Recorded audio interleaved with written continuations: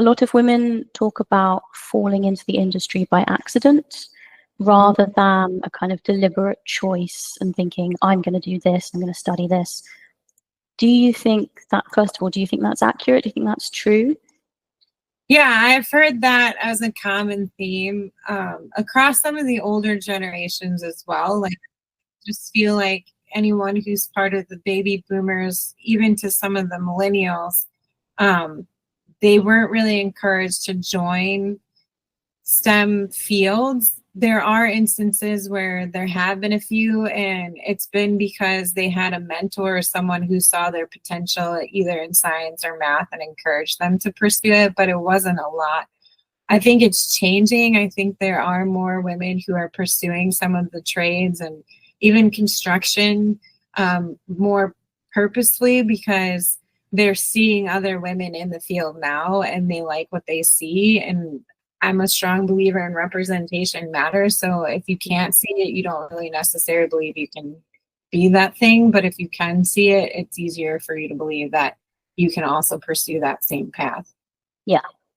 Do you think a more like trades friendly approach in schools and universities would encourage more women specifically to join, or do you think kind of like visibility and mentoring is more important, or maybe just a combo?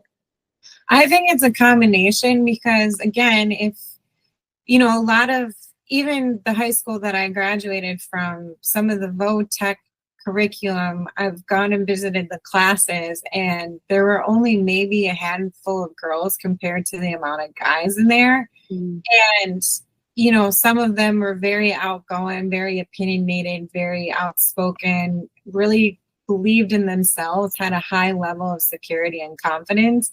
And not everybody is like that. So if you're more shy and standoffish and introverted and you don't have the right mentor or support system, you might not pursue that opportunity if you're uncomfortable being one of few or the only one in certain situations.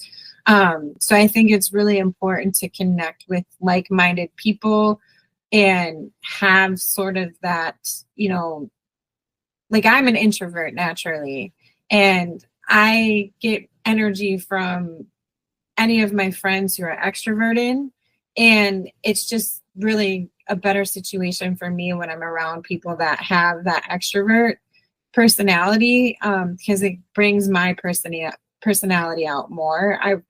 I've gotten better throughout the years, but I think it's the same for anyone. You need that validation and you need that support system and just affirmations.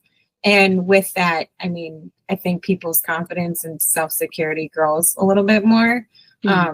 But yeah, I think we need a combination because as a sector, I don't think we're doing a very good job sharing the stories and the opportunities that are available, especially with advancements in technologies. Like the high school I graduated from, the CNC class that's there, some of the kids thought CNC meant additive manufacturing. So they weren't really aware of like what CNC meant. And then because it's such a scaled down version of what is available in the actual industry, they didn't realize how big those machines could get. They weren't aware that 5-axis existed. And it's the same with robotics. Some are so used to the desktop robot arms, they didn't understand that things could get as big as, the Fanuc yellow cobot that's carrying the car that gets highlighted at a lot of trade shows.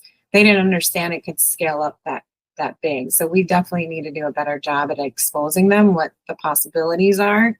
And we can only do that through the stories that we share and tell.